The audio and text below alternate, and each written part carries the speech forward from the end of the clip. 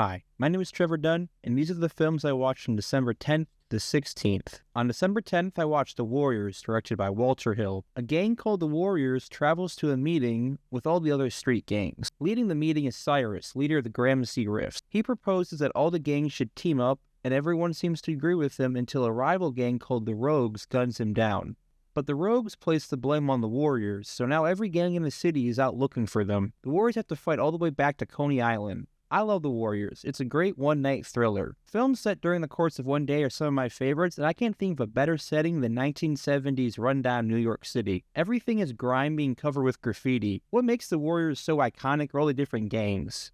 You have the Orphans, the Turnbull ACs, the Rogues, the Riffs, the Lizzies, the Punks, and my favorite, the Baseball Furies. Every time the Warriors run into a rival gang, it's a fun time because they have their own little personality and charm to them. The music is another highlight. I love when we get a break from the action and we have the radio host lady come in and say, "Stay tuned, boppers. Stay tuned." And they play another great song. The plot and the characters aren't really important. I barely remember the characters' names, but that's not really a problem. The film has excellent pacing, and you'll feel like you're running the streets of New York with them. The Warriors is a timeless New York thriller. Go see it if you haven't already.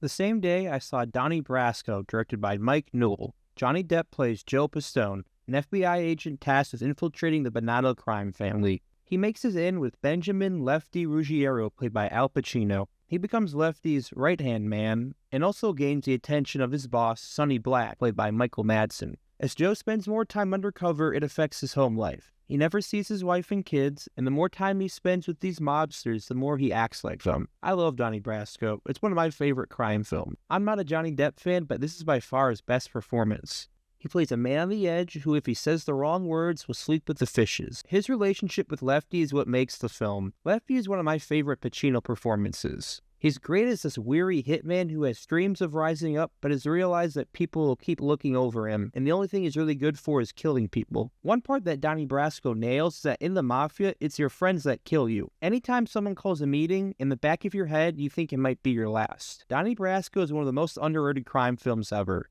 On November 12th, I watched Jay Kelly, directed by Noah Baumbach.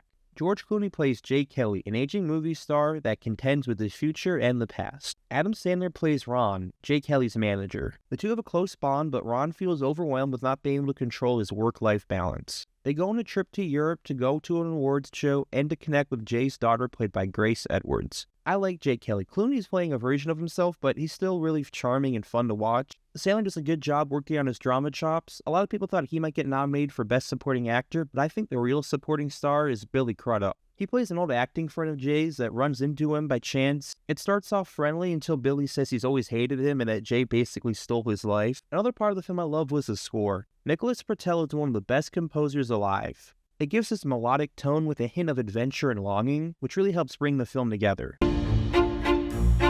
Jay Kelly. Jay Kelly is a hero of cinema. Jay Kelly is a good drama. Go check it out on Netflix. On December 13th, I went to the theater and saw the Rolling Stones live at the Max in IMAX. It's a concert film of the Stones' 1990 Urban Jungle Tour. My favorite songs performed were Ruby Tuesday and Sympathy for a Devil. Live at the Max was the first concert film ever shot on IMAX. And what a great idea that was. It's over 30 years old and it still looks amazing. You'd think it came out today, but then you see Mick Jagger move. Mick is probably the greatest frontman in band history. Watching him do his thing with Keith, Ronnie, Bill, and Charlie is just perfect. This was the closest thing I'll probably get to seeing the Stones live, so make an effort if you're a Stones fan and go see this in IMAX. You won't regret it. The same day, I watched Kelly's Heroes, directed by Brian G. Hutton. During World War II, Kelly, played by Clint Eastwood, finds out the Germans have over 16 million in gold. He gets together a squad of troops to go AWOL and take it for themselves. In the group, you have Big Joe, played by Telly Savalas, Crap Game, played by Don Rickles, and Oddball, played by Donald Sutherland. Them and about 20 other men decide to go behind enemy lines for the loot. Kelly's Heroes can only be rated E for epic, because the scale of the battle scenes is out of this world. It's got so many explosions it would make Michael Bay blush. The reason they were able to do all this destruction was they filmed in Yugoslavia, which is now Croatia and Serbia. The government gave them tanks and let them destroy whatever they wanted, and it helped make this film feel that much more epic. I also like the downtime moments in Kelly's Heroes. It shows the other side of the war when people are just kind of waiting around and doing nothing. Kelly's Heroes is a hilarious, epic war film with an all-star cast. Give it a watch if you haven't already. On December 14th, I watched One-Eyed Jacks, directed by Marlon Brando. Marlon also stars in the film as Rio, a bank robber who goes on the run with his partner Dad Longworth, played by Carl Malden. Dad leaves Rio to get captured by the authorities. 5 years later, Rio escapes from prison and is seeking revenge on Dad. He finds out that he's a sheriff, so Rio decides to head into his town. I liked One-Eyed Jacks. This was the only film that Marlon Brando ever directed, and it looks amazing. One-Eyed Jacks was the last film filmed on VistaVision before it had been recently revived by recent films like The Brutalist and One Battle After Another. VistaVision offers more color depth and captures the image with better detail than 35mm, making One-Eyed Jacks one of the best-looking westerns ever made. One-Eyed Jacks also has one of the most interesting production stories. Originally, Sam Peckinpah was going to write the script and Stanley Kubrick was going to direct it. It was a week before filming started, and during pre-production, Marlon and Kubrick were constantly arguing, and Kubrick decided to quit. It bums me out because a Stanley Kubrick directed western written by Sam Peckinpah sounds like my dream movie. But let's not discount Brando. He did a great job. But there was also a lot of improvising during the film. While it did create some cool moments, it also filled the script with some inconsistencies. One-Eyed Jack is a great western, but I think it could have been an all-timer.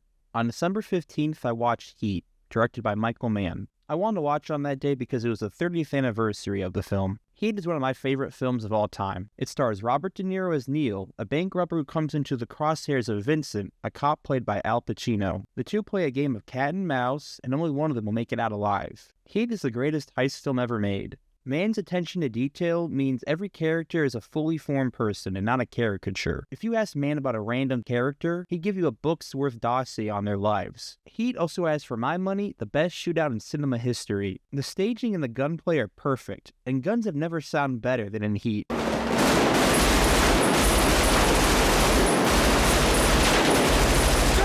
I could keep going, but there's only one thing to do. Get off your phone and go watch Heat. On December 16th, I watched A Few Good Men, directed by Rob Reiner. Tom Cruise plays Daniel Caffey, a hotshot lawyer who is called to defend Marines who are accused of murdering a fellow Marine. But they claim they were ordered to do so, and at the center of the controversy is Colonel Jessup, played by Jack Nicholson. I love A Few Good Men. All the scenes with Cruise and Nicholson is like watching a championship fight. The cast is stacked to the gills with talent. Kiefer Sutherland and Kevin Bacon are amazing in their limited roles. It has so many iconic lines, but the most iconic of all is, "You can't handle the truth!" I wouldn't be remiss if I didn't mention the main reason I was watching this is when after I found out that Rob Reiner was murdered. It's an immense tragedy. Rob was a pillar of Hollywood. When people say they don't like movies like they used to, they're talking about Rob Reiner films. He was always able to get people together of all ages to watch something. As an obsessive letterboxer, I've seen a bunch of my mutuals log his films recently, and they're all different. While my favorite is A Few Good Men, someone else's might be Of Princess Bride, or When Harry Met Sally, maybe Stand By Me, maybe Misery, or it could have been Spinal Tap. He had something for everyone. Rob Reiner was also a great actor as well as a director, but he was more importantly a great man. He did so much for the world, helping fight for gay rights as well as climate change. Thank you for everything you contribute to this world, Rob.